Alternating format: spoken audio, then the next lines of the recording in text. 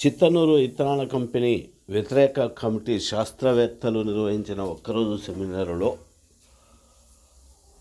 మహబూబ్నగర్ జిల్లా రాఘవాచారి గారు మాట్లాడుతూ ఇథనాల్ కంపెనీ కానీ ఏది కానీ ఎత్తేయాలన్నా అది నడపకుండా అడ్డుకోవాలన్నా సమైక్యంగా ఒక యూనిట్గా అందరూ కమిటీ వేసుకొని ఆ కమిటీ ద్వారా ముందుకు నడవాలంటే అప్పుడే వాటిని మనం ఎదుర్కోగలమంటూ వివరించడం జరిగినది.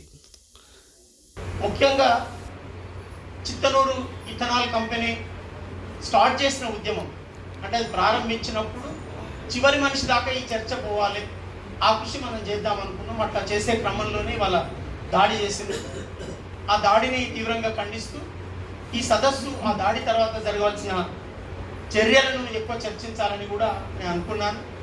ఇక ముందు దీన్ని రేపు ఇప్పుడు ఎక్కడైతే తెలంగాణలో పెట్టినరో ఇదివరకే ఇప్పుడు పెట్టబోతున్నారో వాటన్నిటి తరఫున ఒక సమన్వయ కమిటీ, ఒక కోఆర్డినేషన్ కమిటీ ఒకటి వేసుకొని ఆ కమిటీలో మనందరం కూడా భాగస్వాములమై పనిచేయవలసిన అవసరం ఉంటుంది. అట్లా కలెక్టివ్గా చేసే వర్క్ను ఎప్పుడైనా కూడా కలెక్టివ్గా అనుకొని కలెక్టివ్గా వర్క్ చేయడం అనేది చాలా ముఖ్యమైన విషయం అవుతుంది. ఎందుకంటే ఎవరికి తోచిన పని వాడు చేస్తూ పోతే అందరూ ఫాలోవర్స్ లాగా వస్తారు అనుకుంటే అది కొంత ఇబ్బంది అవుతుంది. అట్లా కాకుండా కలెక్టివ్గా ఇక్కడున్న దిలావర్పూర్ నుంచి వచ్చిన వాళ్ళు కానివ్వండి, తర్వాత మన చిత్తనూరు ఎట్లాగో వచ్చిన ఇంకా కొన్ని రావాల్సినవి ఉన్నాయి, వాళ్ళందరూ ఇందులో భాగమై అట్లా జరిగితే బాగుంటుందని నేను కోరుతున్నాను. ఇంకొక మాట మాత్రం మీ దృష్టికి తీసుకొస్తాను. ఇవాళ ఇథనాల్ వాడడానికి చాలా నీళ్లు కావాలి. నీళ్ళు ఎన్ని కావాలో లెక్కలు చెప్పింది, ఆ లెక్కల్లోకి నేను పోను. కానీ రేపు తెలంగాణ నీటి క్రైసిస్ ఎదుర్కోబోతుంది. కేంద్రము ఇంటెన్షనల్గా 2021లో జూలైలో ఒక గజెట్ తీసుకొని వచ్చి కృష్ణా గోదావరి నదులను కేఆర్ఎంబి పరిధిలోకి తీసుకొస్తూ అది తీసేసుకుంటున్నారు. అంటే దాని మీద కాంపోనెంట్స్ అన్నింటినీ తీసేసుకుంటున్నారు. ఆ ప్రాజెక్టులే కాదు, వాటి మీద కట్టడాలు, ఆ మొత్తం కాలువలు, డిస్ట్రిబ్యూటర్లు అన్నీ తీసేసుకుంటున్నారు. అదొక పెద్ద సమస్య ఉంది. దాన్ని తెరాస ఇంతకాలం పట్టించుకోలేదు. ఇప్పుడు హరీష్ రావు గారు వీళ్ళందరూ కూడా ఏమంటున్నారంటే ఇది మన చేతిలోంచి పోతే మనకి ఏముండదని వాళ్ళు మాట్లాడుతున్నారు. కాంగ్రెస్ వాళ్ళు దాన్ని వదిలిపెడతారేమో అని చెప్పేసి. అందువల్ల అటు గోదావరి కావేరీ లింక్ చేస్తే కృష్ణ మీదుగా ఏం జరుగుతుందంటే గోదావరి నీటి కూడా వెళ్ళిపోతుంది. గోదావరిలో సర్ప్లస్ వాటర్ ఉంది, ఎన్నెన్న వాడుకోవచ్చు అని ఇప్పుడు మాట్లాడింది. గోదావరి నీళ్లు కూడా ఉండవు, అవి కిందికి తీసుకెళ్తారు. కృష్ణానది నీళ్లు ఇక మిగిలిన అసలు ఉండవు, సెంట్రల్ కంట్రోల్కి తీసుకుంటుంది. మననే ఆర్మీని పంపించారు, అది సెంట్రల్ ఇండస్ట్రియల్ ఫోర్స్ పరిధిలో ఆ నదులు ప్రాజెక్టులు వెళ్ళిపోతున్నాయి. దీని మీద ఏం చేస్తారనేది ఒక ప్రశ్న. వాళ్ళకి వాళ్ళ అధికారానికే ఎసరు వచ్చినటువంటి సందర్భం ఉంది. ఇక నీళ్లు రైతులకు ఉండవు.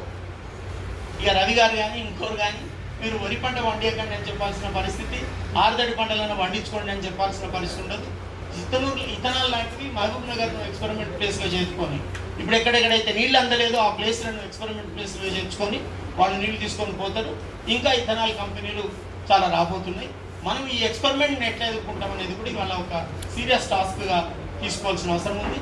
ఇంకొక మాట కూడా ఈ సందర్భంగా ఏంటంటే మా లక్ష్మణ్ కావచ్చు, చంద్రశేఖర్ని కావచ్చు, ఇంకా చిత్తనూరు నుంచి కొట్టిన వాళ్ళందరినీ కూడా ఆ దెబ్బలు కొట్టడాన్ని ఆర్గనైజ్ చేసినటువంటి పై నుంచి ఉన్న పోలీస్ ఆఫీసరు ఇవాళ సీఎం ఓఎస్డీగా నియమింపబడ్డాడు.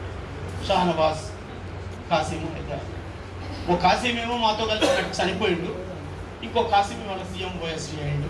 రేపు ఏం జరుగుతుందో చూడవచ్చు.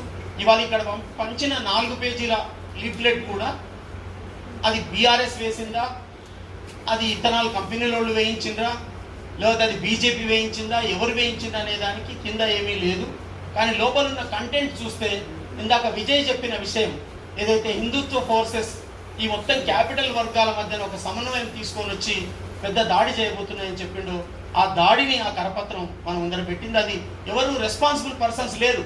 మేము ఏదైనా కరపత్రం వేస్తే చిత్తనూరు ఇథనాల్ వ్యతిరేక పోరాట కమిటీ అని అక్కడ రాస్తాం, కింద ఏ సంఘం వేసినా అట్లా చేస్తాం, ప్రచురణ ఉంటాం, ఆర్గనైజేషన్ పేరు ఉంటుంది అట్లీస్ట్. అదేది లేకుండా అది వచ్చింది. అది it is organized by Bhajpa and their coordinators. అందువల్ల మనం ఒక సీరియస్ యాక్షన్లోకి వెళ్ళవలసిన ఒక సందర్భం ఉంది. ఆ సందర్భాన్ని మాత్రం చాలా కలెక్టివ్గా ఒక మాటగా ముందు మాట్లాడుకొని డిసైడ్ చేసుకొని పనులు చేసే పద్ధతిని డెవలప్ చేస్తే బాగుంటుందని నేను విజ్ఞప్తి చేస్తున్నాను. Thank you.